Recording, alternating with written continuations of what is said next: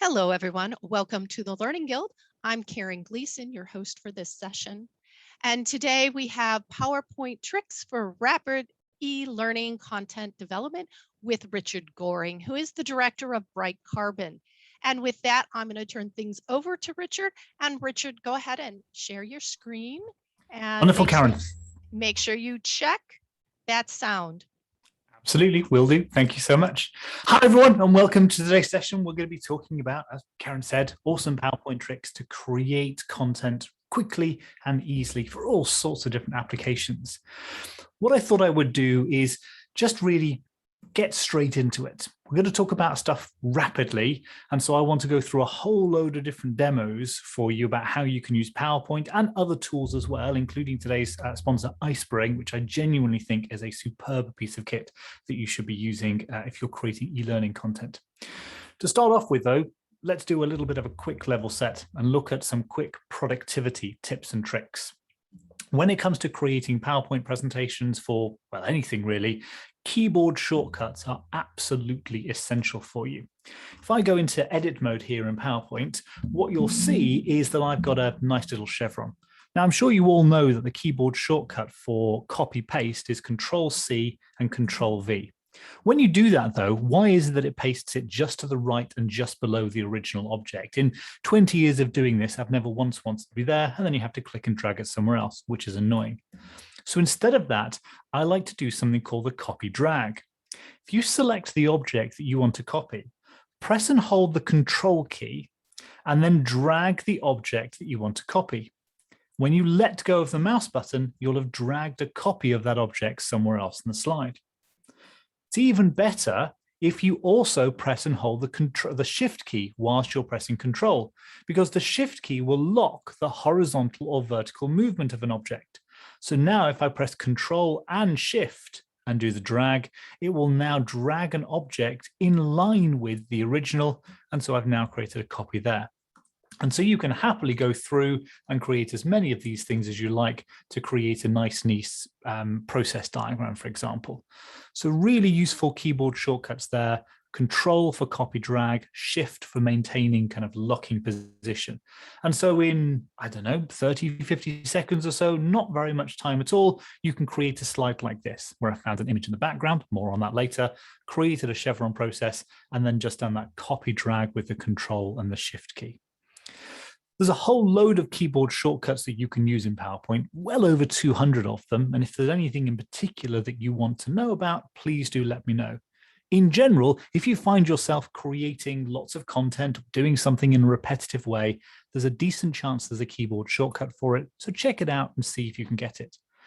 The wonderful folks of iSpring have put this together, which is a nice little summary of some of the keyboard shortcuts that they use frequently in creating content.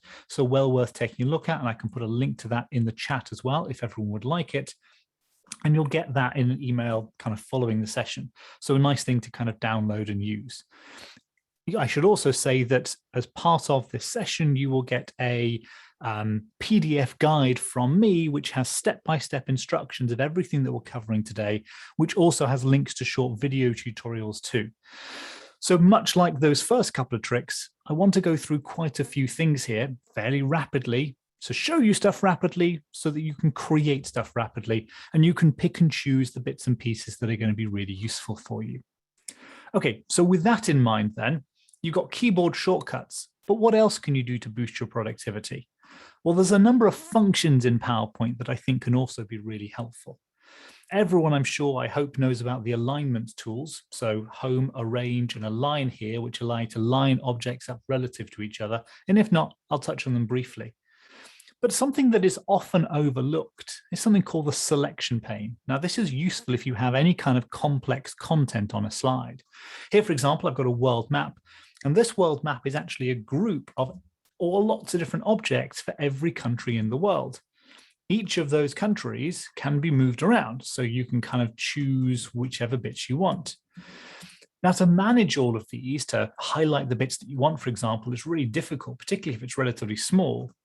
But if you go to the Home tab on the ribbon, over on the right-hand side, you'll find Arrange, which is this little yellow and white icon here. If you click on that in this drop-down, all the way at the bottom, you see a thing called selection pane. And what that does is it brings up a list of every object that is on the slide. In this case, it brings up a list of every single country on the slide. And that gives you the ability now to be able to go through and highlight the ones that you want. So you can scroll down the entire list and see all of them. So a nice use case for this might be talking about where you're rolling out a global training program, for example, in different phases. Well, if you start to layer your content up a little bit, you can achieve some really nice effects very quickly. So here I'm going to take the world map.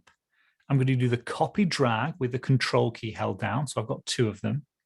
I'm going to take this top map and just change the color of it. So on the shape format tab on the ribbon and shape fill, just change it so it's maybe a lighter blue color like that. And then use those alignment tools that I've just referenced to select both of these objects. Go to the Home tab, go to Arrange again, this little yellow and white icon on the right-hand side, and down towards the bottom, near the selection pane, you find Align. And here you can line those objects up relative to each other. So I'm going to choose Align Left, and also Home, Arrange, and Align Top. And now these things are perfectly lined up on top of each other. Why is that useful?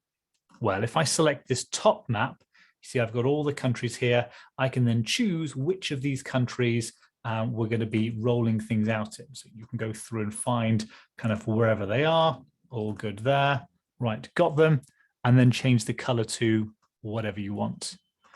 If I now take this top map and just go to the Animations tab on the ribbon and choose to add a simple fade animation, well, now in slideshow mode, what you have is, well, let's look at where we're going to do this global rollout. Click, this is phase 1.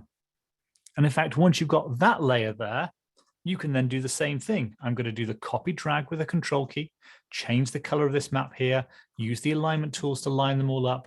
And now I'm going to choose a whole load of other countries, all the ones beginning with K and L perhaps.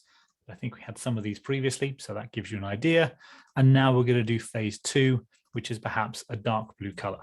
And now in slideshow mode, it's going to go from the original map, click for the first phase, click for the second phase, for example. So you're able to now take people through a journey using simple layers and simple animations. And if you ever want to go back and edit the first phase, well, let's select this map that's on the top with phase 1 or phase 2. You can use the selection pane here to not only select objects, but hide them as well. So I've got this little eye icon here on the right-hand side, and just click that and it closes and it disappears temporarily from view, revealing behind it the phase 1 map. And then when you're happy, you can click that back on and phase 2 map comes up again. So some interesting ideas of things that you can do really quickly and easily using a couple of keyboard shortcuts and some of the productivity functions in PowerPoint using Align and using the selection pane, for example. And then you can go outside of PowerPoint a little bit and start using add-ins to be able to do all sorts of stuff. So if you'll forgive me a brief shameless plug, we have an add-in, the company that I work for, Bright Carbon, and it's called BrightSlide. Now, this is a design productivity add-in. It appears as a new tab in the ribbon, and you've got all sorts of different design productivity functions here. Don't worry, this is available completely for free, so you can download it anytime you like from the Bright Carbon website. But we've designed this to help people just like you to create content more quickly. So some of the things that it does are, for example, helping you to manage complex amounts of content on a slide. So here I've got all sorts of different icons. They're fine, but they're all different sizes. Well, if you select them all, you can go to the BrightSlide tab and choose Match Size from the pop-up menu here, or from the ribbon here, and that will then make them all the same size. You can also use a tool that we've got here called Distribute to Grid, and that will bring up this little pop-up, which allows you to choose how many rows or how many columns there are going to be, and you can also choose the spacing between them as well, and so that it's nice and neat and ordered. Maybe you're coming up with a launch schedule for new training programs, for example, and you've got this, and then someone adds a picture in the background and you realize that can't really see this text quite as easily. So let's change it. Let's put this detailed text into the chevron and maybe change the formatting a bit. Now, that means that there's too much text there. So let's increase the size of these so that it fits like that. And I don't like that spacing. So with these chevrons, you can use these little yellow adjustment handles to resize that shape there so that you've now got it kind of the perfect size like that. Richard? Yes, I'm going to interrupt you right please. now because there are some questions about your previous example with the maps. And so I want to get those covered before we move on. So the map, Yes. is the map displayed available with the separate countries as a stock image? It is, although it's a stock image, it will be a little bit tricky. If you would like to, you can go to the Bright Carbon website and do a search for maps. And there, in fact, I'll put a link for you. There you will be able to download that map and a whole lot of others that are all vector-based and all named for you as well. So that should Wonderful. be in the chat for you as well. Yeah, Oh, you oh, can get these as stock images, but what you're looking for is a vector file, ideally an SVG, a scalable vector graphic. And that means that it's going to be editable in PowerPoint. You can break it apart like that and turn it into native PowerPoint objects. But hopefully that, in this particular instance, will have done the work for you. But don't do that with a picture, a JPEG or a PNG file. Do it with a vector graphic. perfect. And then I think you probably answered this with what's on the Bright Carbon website, but how do you get all the countries on the map in the first place? Would you add countries individually? So in this case, what we've done is got a vector graphic from a stock website, iStock or Shutterstock or some such thing like that, and then gone through and named all of the countries so that they are named here in the selection pane just to make it easier to deal with. I wouldn't, I suspect, add in individual country elements because then it's going to be virtually impossible to put them together and to scale them appropriately. So this is a native vector graphic from one of these sites and then just imported into PowerPoint to use. Okay, great. How to rename the objects was a question asked. I don't know if Yeah, that's an absolutely. irrigation. Yeah. So when you draw an object in PowerPoint, it's usually called something like rectangle 42 or oval 14 or something crazy like that. And for the most part, if you're dealing with a mid-level slide, it's fine because there's not too many things there. I've got a whole lot of objects here, for example, and you see as I select them, they all come up. But if you have really complex slides or something like a world map where it's useful to have them named, you can select an object, it will highlight in the selection pane, and then you can click on this and it becomes editable text. So now I can call this, say, blue, I can call this one pink, I can call this one green, and then just to make sure that it all ties in together, to change the colors so that you can see what's going on. And so now you've got each of these kind of highlighted as the right name. What's particularly valuable about this is that if you do animate stuff, you can go to the animation pane on the right. I'm now going to add in a simple animation, so something like a zoom, for example, and those names also appear in the animation timeline. And so if you have really complex animations, this is also useful too. Okay, great. And then someone wanted you to clarify the copy shift. Is it Control plus V plus Shift? No, in that case, it's just Control and drag. So select the object, press and hold the Control key and drag it somewhere else. The trick with this is that you have to let go of the mouse button first and then let go of the Control key. Great. And then does BrightSlide work with PowerPoint 10? With PowerPoint? 10 is what is in the question. Oh, 2010. It might do. It's definitely 2013 onwards. It may well work with 2010. All right, thank you. And that's the last of the questions. So go right ahead, please. Oh, that was okay. Great. And I've just seen in the chat here, Stephen has talked about the chart maps. So super quick, just whilst we're there, you can create live charts in PowerPoint as well. So live maps in PowerPoint using Excel-based charting. If you go to the Insert tab on the ribbon and chart here, you've got all your standard, column, line, pie, bar charts and whatnot. But halfway down here is a map chart. And this is fascinating because it comes up with a world map and it comes up with an Excel table. And what you can do is you can create a heat map in Excel and it will then represent it on a map. The really neat thing about this is that it's also responsive. So if I were to get rid of all of these other countries except for the US and Mexico, it will then just show me North America. If I get rid of Mexico, it just shows me the US. If I were to type in a state, for example, I can't spell today, it will show me just the state. If I type in another state, it will show me the states map of the US with those two states highlighted. And so this will work on individual zip codes all the way through up to countries. There are some pretty major limitations, which is a shame. You have to use the Excel here to be able to highlight anything, and you can only have 12 entries. After that, it ignores them.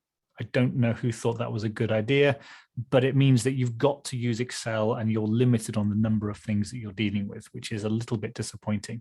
But you can go into the settings, you can change the map projection if you want, you can choose whether or not you're showing the full world or particular regions and things. So it can be very helpful in the right circumstances, and at the same time also a bit frustrating in the wrong circumstances, but definitely check it out, well worth trying it. And just a quick question about that chart and map in PowerPoint. Is it unique to a particular version, or what version do you have? This version is available in Office 365, so it's the subscription service. That started in 2016, but it's a service that uses Microsoft's live services, I think they call it. So you have to have the subscription model to be able to make it work, I think. It may be available in Office 2019 and Office 2021, which has just recently launched, but I'm not convinced it is. Okay, great. And do you have similar shortcuts for the Mac? Yes, yeah. So if anyone wants shortcuts for the Mac, they are very similar. I can find you something here which will give you keyboard shortcuts for both Mac and PC. So sorry, I'm just going to go to the website now here. So ours, and on this, you can find a keyboard shortcut PDF for Windows and for Mac. They are really very similar. The ones that we've got here are different from the ones that iSpring has set up. Ours are more about kind of content creativity and productivity. For iSpring, it's kind of a broader range of stuff, including navigation and things, which is really cool. All of these navigation functions will be the same on PC and Mac, so it's well worth checking that out. And again, I'll just put the link in there for you all if you want it. Great, thank you. Another map question, and then I think I'm going to just hold off on questions for a while. Okay, yeah, sure. Can you display cities within a state? No. So, okay. So on these live maps here, you can only do it at certain levels.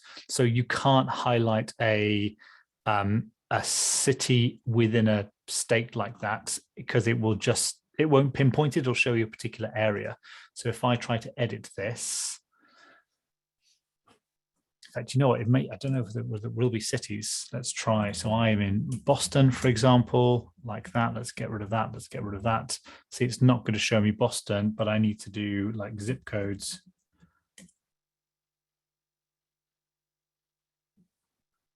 Oh, and it doesn't like.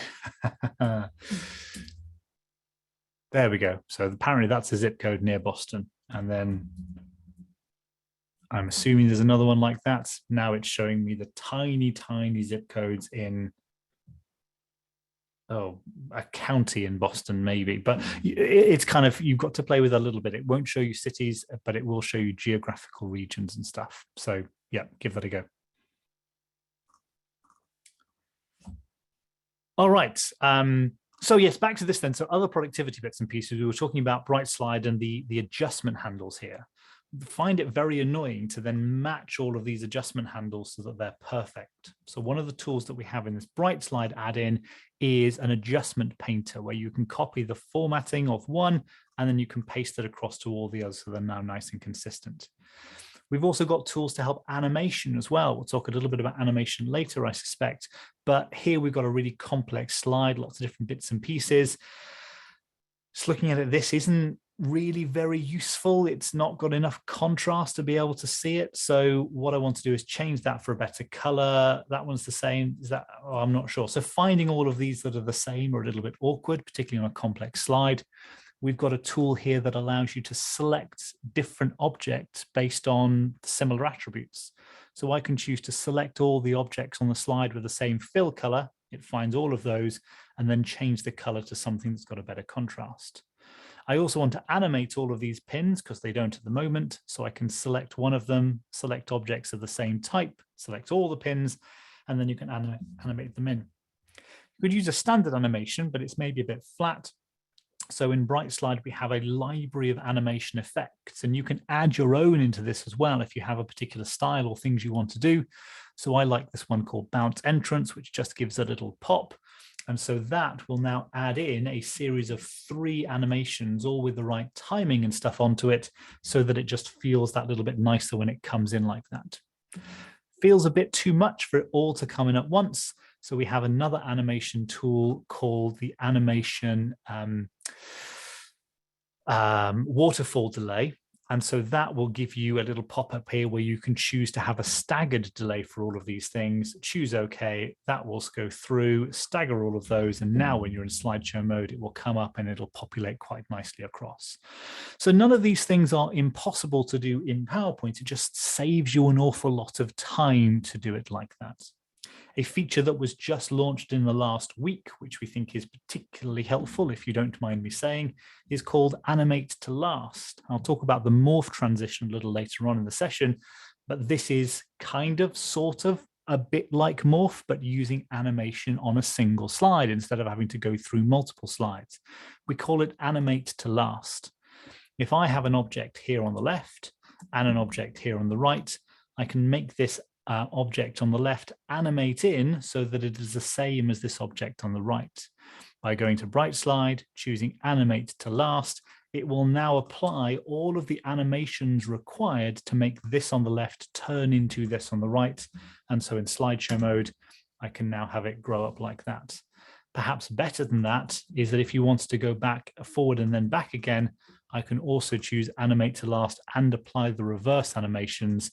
And so now it will give me, now it will give me both of those things so that it will go back and forwards. So I can now do that all the way there and then that all the way back again. So just lots of different tips and tricks to be able to kind of boost your productivity when you're creating content. Right, so as I said, like fairly rapid, but please, as you've already seen, ask questions as we're going through. This session is really designed to inspire you, to show you some of the things that are possible so that you can then go away and pick out 3 or 4 things that will be useful for you. What I want to do now is think a little bit about building up more content itself.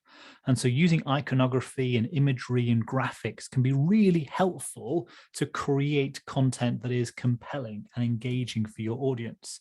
So here, the idea of using a visual of a road to suggest that roadmap and then highlighting various points of the image to show you where you are on it. Now, getting content is really super easy nowadays. You've got great websites like unsplash.com, pexels.com, pixabay.com, and Every Pixel to get all sorts of beautiful, high-quality imagery that you can download for free and use however you like. Websites like the nounproject.com or material.io, which give you beautiful, high-quality graphics and iconography that you can use.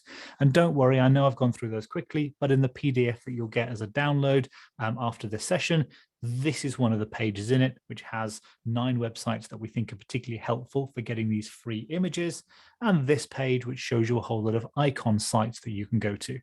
It's worth noting these ones at the top here are completely free. The ones at the bottom require a subscription if you want access to their full library, but they do have free versions as well. But something like the Noun Project is probably worth it. It's, I think, $30 or $40 a year, and you've got access to over 2 million icons. So, I mean, it's really good value for what they're giving you. But if you do use Office 365, you've also got graphics available in PowerPoint. So if you go to the Insert tab in the ribbon, over towards the left of center is this little duck and leaf motif here called icons. And that will give you a whole load of icons that you can then download and use just from within PowerPoint. You've got the ability to search for something, so different categories across the top here that you can scroll through, but you can also search for something like rocket, and it will bring things up that are relevant. So I've got insert there like that. That will then give me a vector graphic again, so something that's scalable, and you can then build that out. You can change the color of it, which is really useful. So, it's very versatile and helpful. In PowerPoint as well, you can also go to the Insert tab and choose Pictures here on the left. And then you've got Stock Images. That brings up the same little pop-up menu. In fact, you can get to it from icons as well, because you've got different tabs across the top. And here again, you've got hundreds of free, beautiful, high-quality images that you can use. And in fact, looking across these tabs at the top, got images and icons, which are superb. You've also got cutout people. These are fantastic for creating all sorts of scenario-based content for training courses. And here you've got a whole load of them that you can scroll through. You can search for people doing particular things, or you can scroll across the top here for different characters, and you can say, right, I want all of the ones in Nicole, and you'll see all of the pictures of her. Or I want all of the ones of Melissa, you'll see all of her, and so on. So those are great. You may not get everything that you want. And so this is where tools like iSpring, for example, are so useful. Now, I've not mentioned iSpring too much yet, but iSpring is a content authoring platform that sits in PowerPoint. You can do things outside of PowerPoint, but I think it's best when teamed with PowerPoint. It also appears as a tab in the ribbon, and it's got all sorts of different functions here that you can use. Something that is often overlooked, I feel, certainly amongst our designers when using it, is the content library. It's kind of front and center there, but people often go to the potentially more exciting stuff on the left and on the right. But actually, this is really useful, especially characters.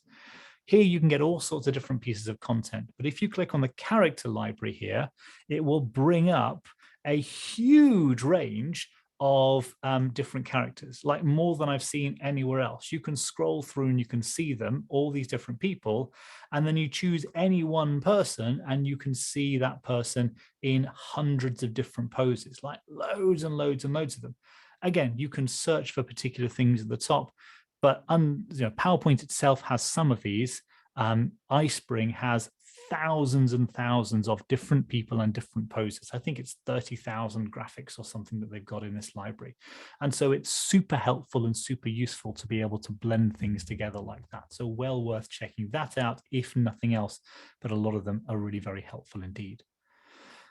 So finding graphics should really not be a problem. What you then need to do is think about how you can use those graphics to tell true visual stories, where you're incorporating the visual into something that's going to be useful. So here talking about elevating to new heights and kind of using a sense of elevation there and building content out. Or here talking about increasing numbers over time. Yes, it could be a bar chart, but why not get the advertising boarding from a subway station and replace it with the numbers so you can get that sense of increase? So relatively simple stuff like that, which is nice. But then what about doing something that's a bit more realistic? I'm going to show you a slide in just a moment, which is a typical kind of slide that I'm sure you'll all get from subject matter experts the world over. Don't worry, it's a terrible bullet point slide, but please don't fall asleep. I'd like you all to read it. I'll be quiet for a moment, and I'd like you to then type in the chat ways that you think you could improve it using visuals, and then we'll talk through the process and some of the options and what you might do. So here is that slide. What do you think? Have a read. Clearly we don't like it, but have a read and think about how you might improve it using visuals.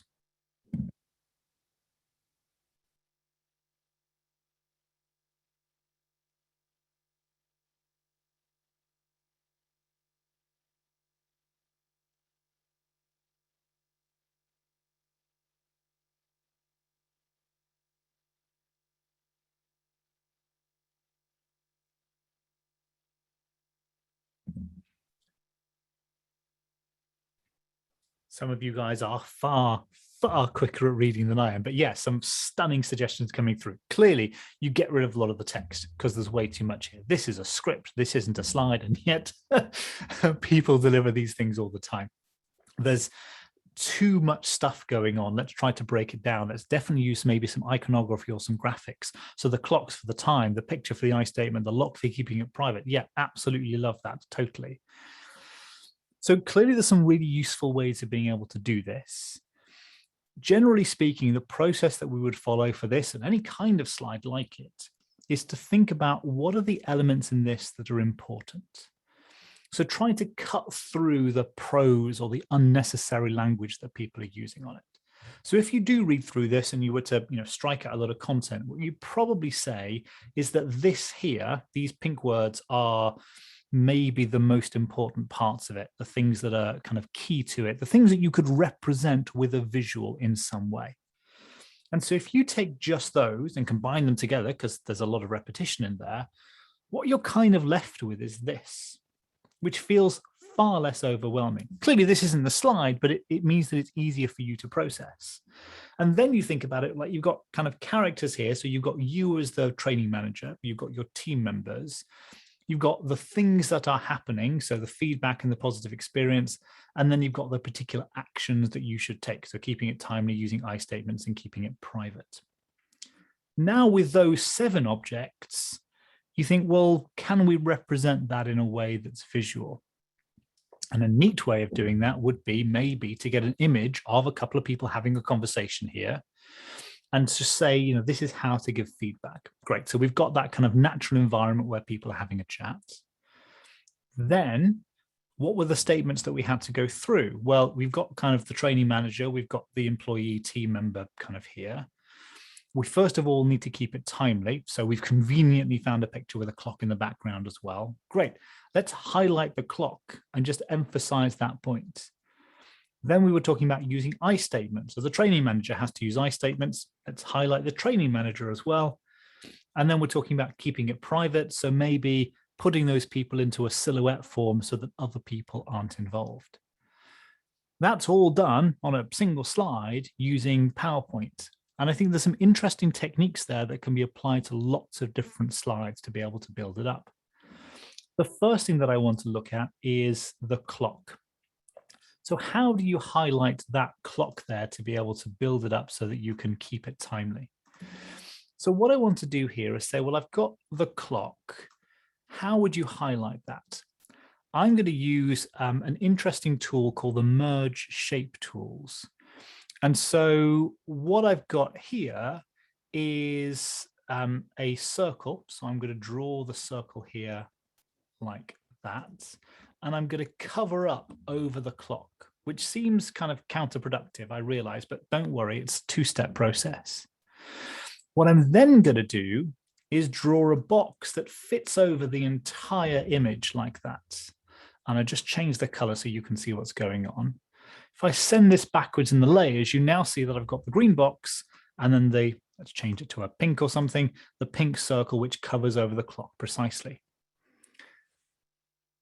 So with that, with these 2 shapes, what you can do is use these merge shape tools to be able to manipulate those shapes relative to each other.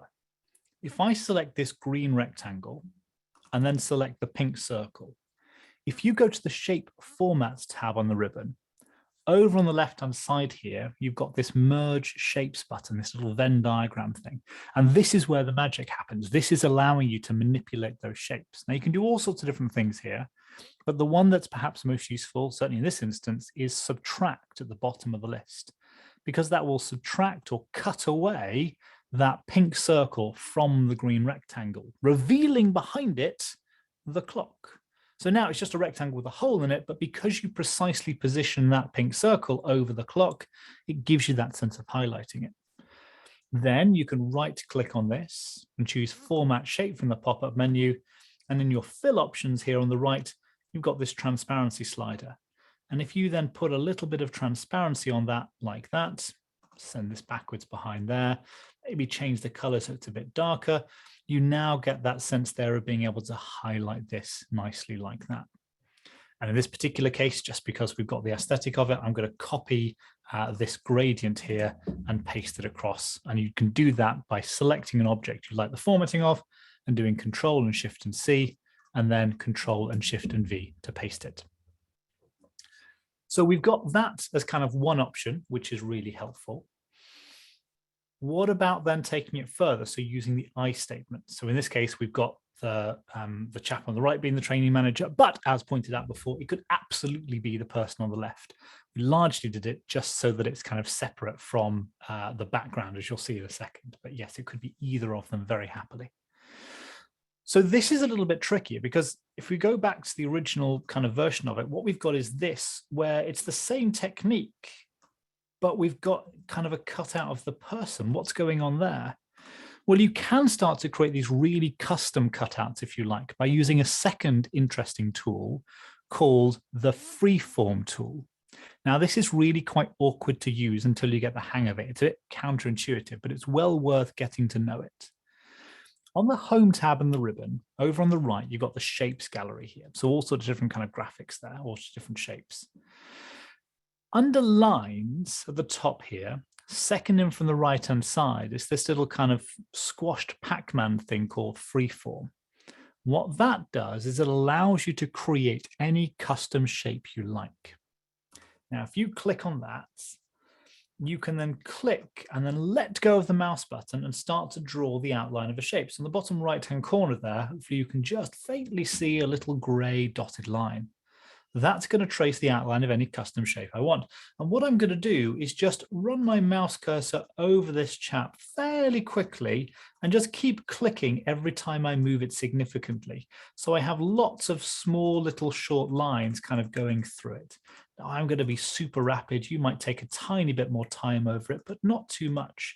And what you're doing is you're now creating a custom shape which fairly accurately tracks around this chap on the right. You don't usually need to be too accurate with this because you're not going to try to create a cutout person like we had before. If you're going to do that, you definitely want a proper graphics tool. And that's why the iSpring library is just so valuable, because getting properly cut out people is a real pain otherwise. But I've got that kind of roughly there. That will do. And then you can bring it back to the start. Now, if you hold your mouse button down during this process, PowerPoint will think that you're clicking furiously and we end up with really squiggly lines, which is very awkward. But by clicking in a controlled manner like I have there, you can then get it pretty accurate as you're moving. And then to complete the shape, bring it back to where you started. It'll turn in a color, in this case, blue. And now I've got an outline, which you can see is pretty close. It's not too bad. Now you've got that. Well, let's do the same thing again. Draw a box that covers the entire slide.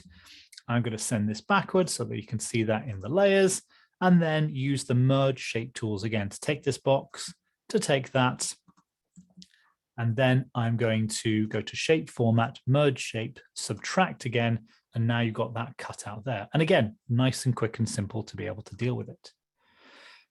And then to complete it, we talked about keeping it private. Well, here we've got the same thing. So this kind of silhouettes of people that we've drawn around using the merge, using the freeform tool. I'm going to do one more thing here, which is just draw a box, which is going to cover over the top left and come in like that.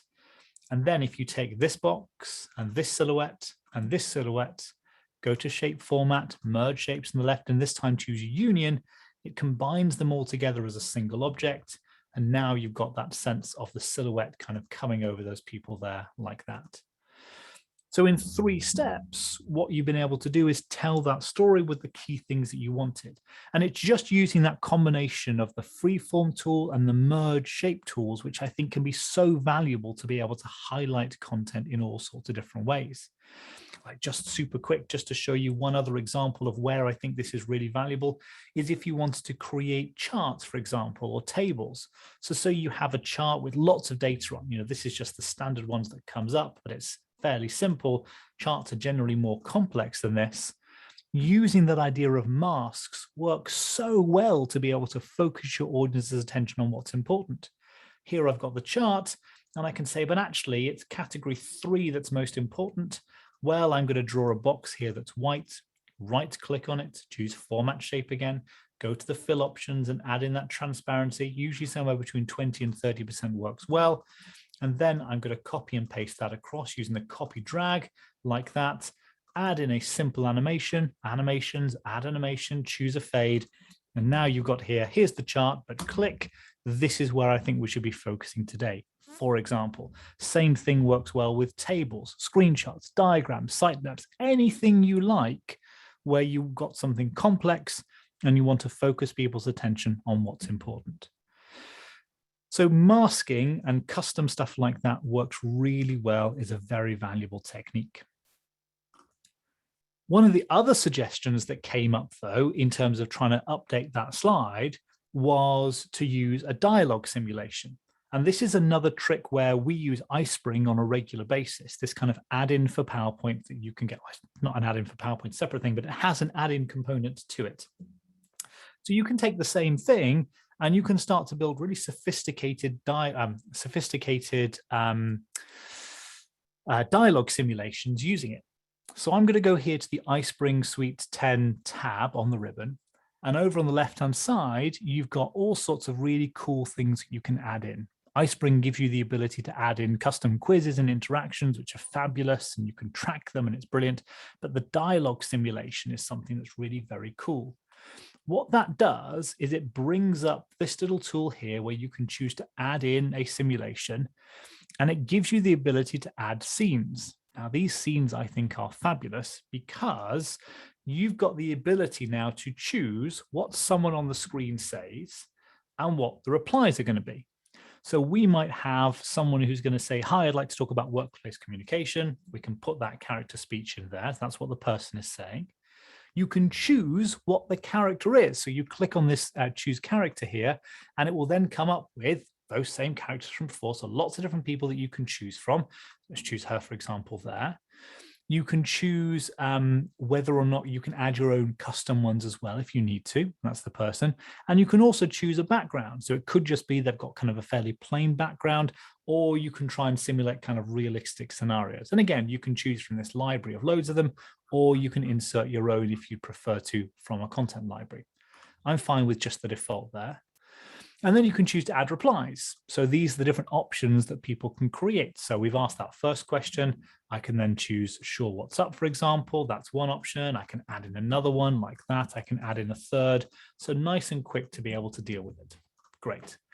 And now what you have is this initial kind of setup here where you've now got a really neat little dialogue simulation where you can talk about that, and then you can choose the answer. What I think is superb with this is that you can then create a true dialogue kind of branching system where I can now add a new scene based on any of these responses. So I can take this one, and maybe the speech is going to be that, and I can maybe change the emotion on the person. So maybe they're a little bit unsure in this instance, kind of close that, that's going to there. I can take this one and drag another one. This is maybe a more positive one. So she's kind of really happy. That's good. Close that one. And then I can take this one, and I've got a third one here where it's like, well, I'm not really sure about that. They're a little bit miffed, perhaps, for example, like that. And then within each of these, you can choose to add different replies and keep going as you see fit. But now you have all these different branching techniques and branching mechanisms where you can kind of build all of this up really neatly and really easily.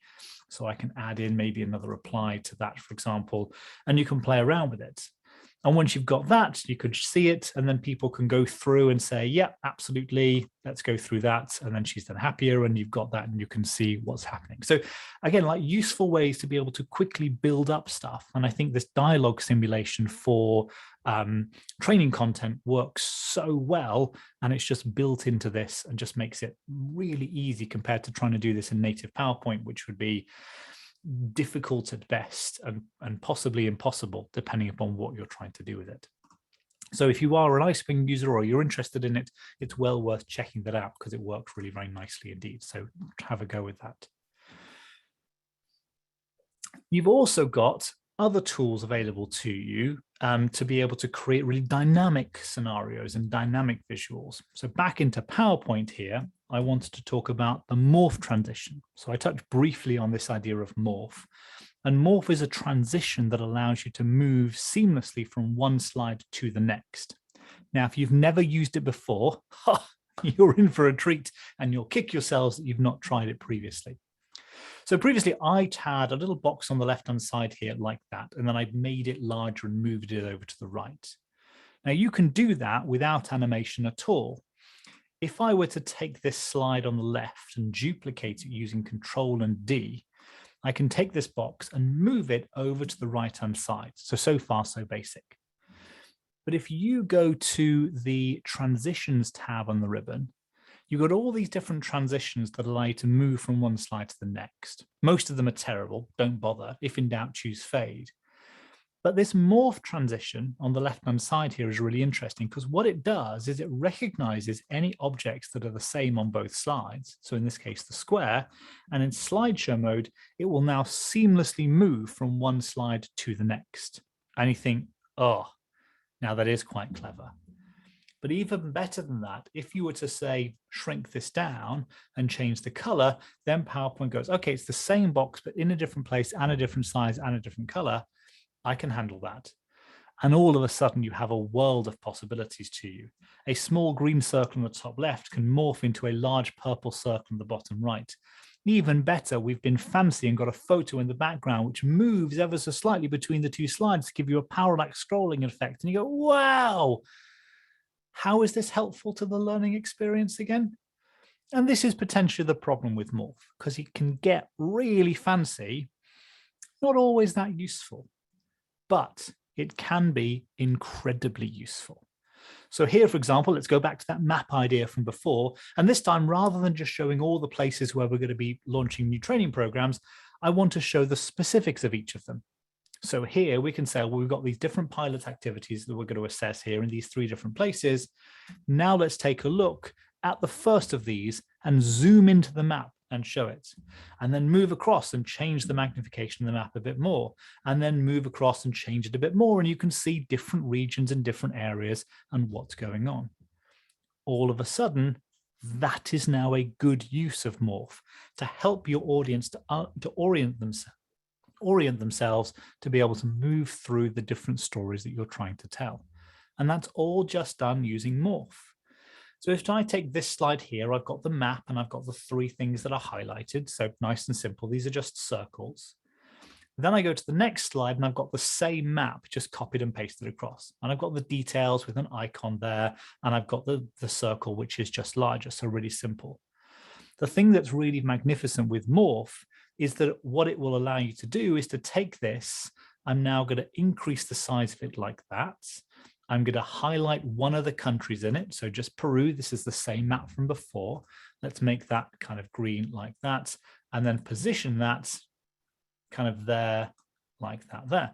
And so what this is now doing is it's going, okay, it's the same map, but in a different place and a different size, and part of it is a different color. Oops. Go to the transitions tab and apply Morph, and then Morph will go, okay, yeah, all of that stuff. And it will then give you that effect. So really neat and really easy to deal with it. Now, Avi there said Prezi vibes all over, and you're right with this example, but you can take this even further in a way that I don't think Prezi can do. I know Prezi can't do it, because you can also manipulate images with Morph in really interesting ways. For example, showing mobile screenshots is normally a pain because mobiles are almost always portrait and most other content creation tools are landscape. And so you usually have to scroll.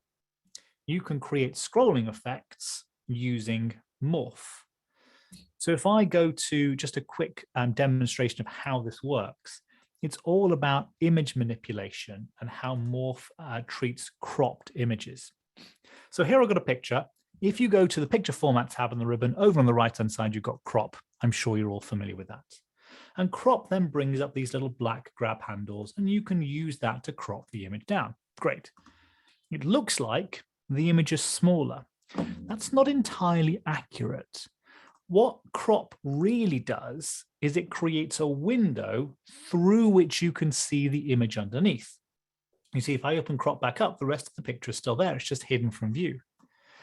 If I were to make this a little bit bigger so you can see what's going on, duplicate that slide using the thumbnails on the left and Control and D. If I go to the second slide, it's the same picture in the same place in the same crop, but if I open up crop again, I'm not going to touch the black grab handles. What I'm going to do is move the image within that crop window. So now it's the same picture in the same place and the same size, but the photo itself has moved and the crop window has remained the same. If you go to the Transitions tab and choose Morph, PowerPoint will go, okay, it's the same picture with the same size crop window in the same place, just the image has moved, or why don't I move the image? And because none of the image has been removed, it's just hidden from view, it moves the image and it shows you all the bits in between. So now to go back to the use case, which is a mobile screenshot, for example, I can take this, which has been cropped. So it's got this big long screenshot here, copy that, paste it onto the next slide, open up crop, move this within the crop window so that it focuses on the bottom there, apply the morph transition, and now it's going to take me from one slide to the next.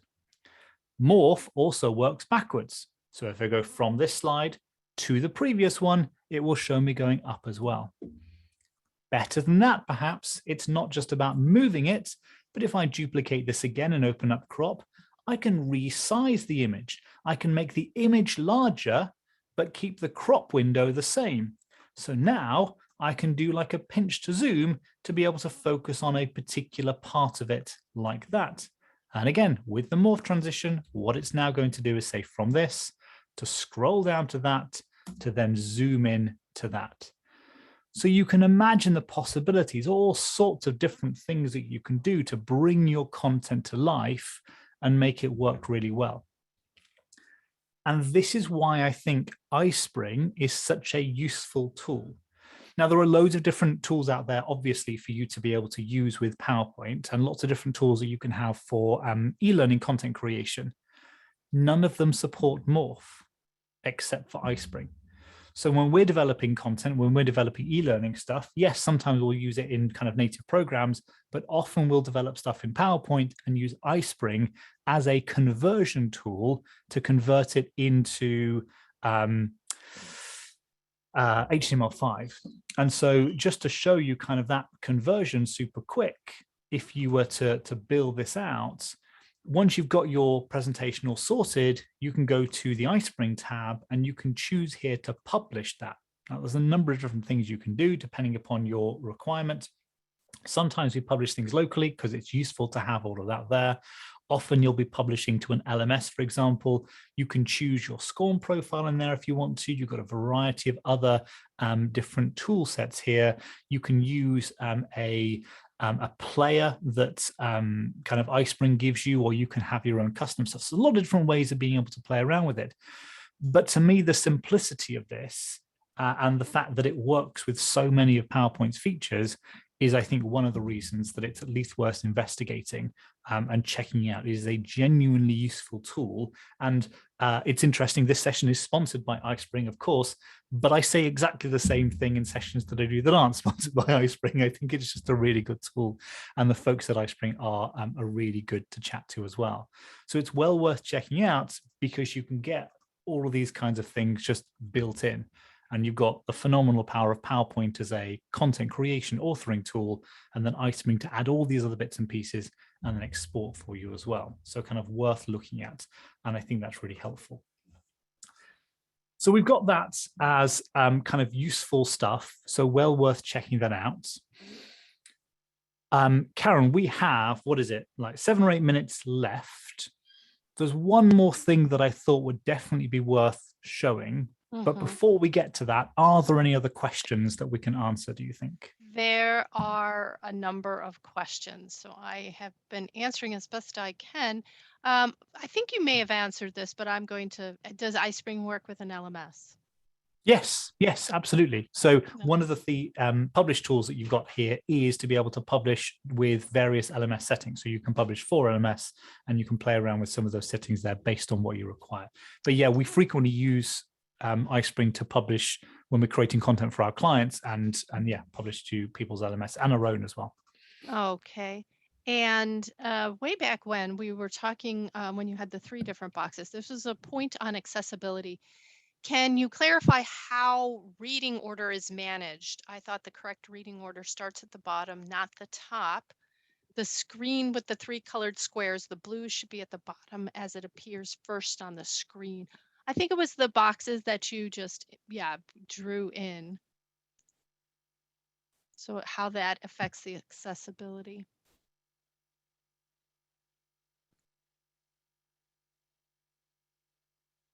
And I see Richard is drawing some boxes for us, and he's going to tell Oops, I'm us. sorry, it muted. Yeah, absolutely. So you are spot on there. Thank you so much, Karen. I got that wrong. I should have taken that into account.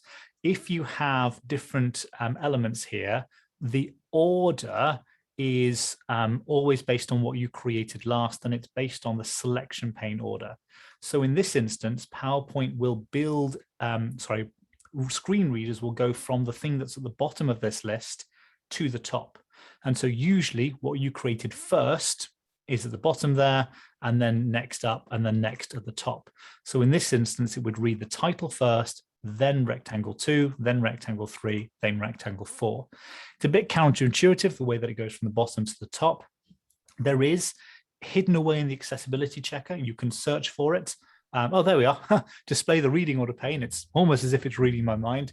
But if you type reading order into the search bar at the top, it will bring up this, which is just a flipped, inverted selection pane, with the added benefit of these checked boxes here give you the ability to deselect an object if it's decorative. You can do that in the accessibility checker, where you can right-click and choose edit alt text if it's better to have alt text there, and you can choose to mark something as decorative or not and add in alt text if that's useful for accessibility purposes for screen readers. But yeah, the order is always from bottom to top through the layers. All right. How do you integrate iSpring into PowerPoint? So iSpring is a separate, I probably should have said at the start, iSpring is a tool that you can access. If you go to iSpringSolutions.com, you can get there a download. There is a free version of it that's well worth checking out, which has a chunk of the same features, and then you can buy the full suite.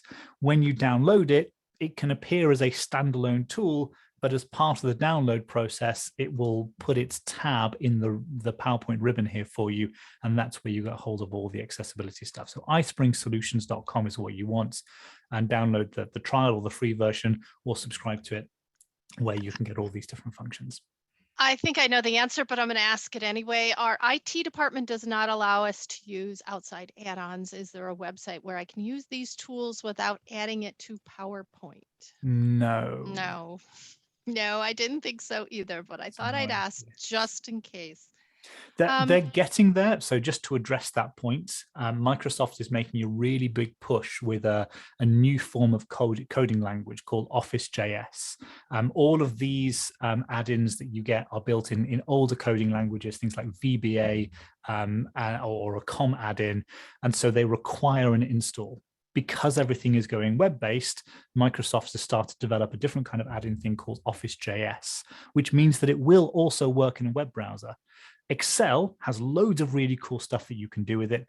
PowerPoint is lagging a bit behind at the moment, so it doesn't give you nearly as much functionality, but they are rapidly increasing the availability of the Office.js add-in tools.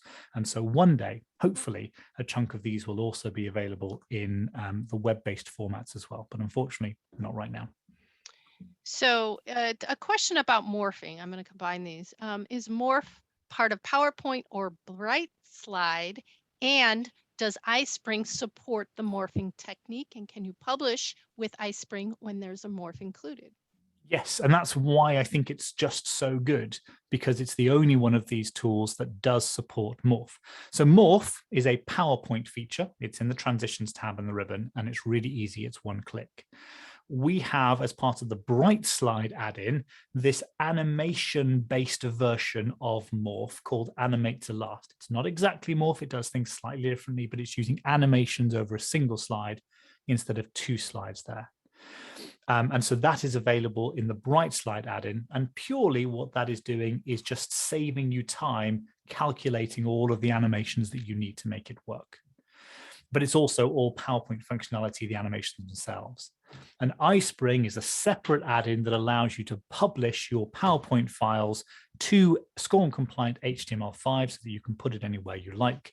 It also includes the interactions and the dialogue simulations and stuff that I talked about before, and that will work with Morph. There are a couple of bits and pieces that don't quite work at the edge case, but for the most part, it's really very good indeed, and I would be surprised if you can break it. All right. And then I'm a little confused by this question, but For the scrolling, do you still handle transitions through mouse clicks? For the scrolling. Yeah, I think it was Oh, towards, this here maybe where you're yeah, kind of I think scrolling. so. Yes. Yes. So, well, you don't have to. You can have automatic or timed transitions if you want to. I'm a big fan of mouse clicks, so I can click and it will then go to the next slide and kind of move back and forth. All right, very good. Well, I'm afraid we have actually come to the end of our presentation. I am May I just do a going. brief close then to finish it off? Sure, really Awesome. brief. Right. So thank you so much, everyone, for joining. Really appreciate it. Brief final shameless plug, if I may. These are all the different things we do at Bright Carbon. We create presentations, e-learning, animations, infographics. If you'd like any help, please feel free to get in touch. But more usefully for you guys as content creators, if you are doing any of these things, because we're doing them all the time, we like to come up with really cool ideas and techniques like you've seen today. If you would like more of those, you can go to the Bright Carbon website, brightcarbon.com, where you'll find a whole load of completely free resources and tutorials covering exactly this stuff. If you want that BrightSlide add-in, you can get it from brightcarbon.com/BrightSlide. Again, completely free to download. iSpring is a fantastic thing that you should absolutely check out. iSpringSolutions.com is the website. There's a free version, there's the trial, and you can get the full suite. And if anyone needs anything, please do feel free to get in touch. You can follow us on the Twitter @BrightCarbon, or you can follow iSpring @iSpring. And you can also email us info@brightcarbon.com, where we're happy to geek out with you about presentations. The recording will be available to you soon, I think. Hopefully iSpring will also be able to send you their guide as well, but that should be in the PDF. And then there's also the PDF from me with step-by-step instructions for everything that we've covered today as well. So thank you so much, everyone. Thank you to Karen for hosting, and to iSpring for sponsoring, and for the Learning Guild for bringing together this fabulous community. And thank you all for joining today. Really appreciate it. Thank you so much, Richard. I can't add to that. Thanks everyone for sharing your time with us, and have a good rest of your day.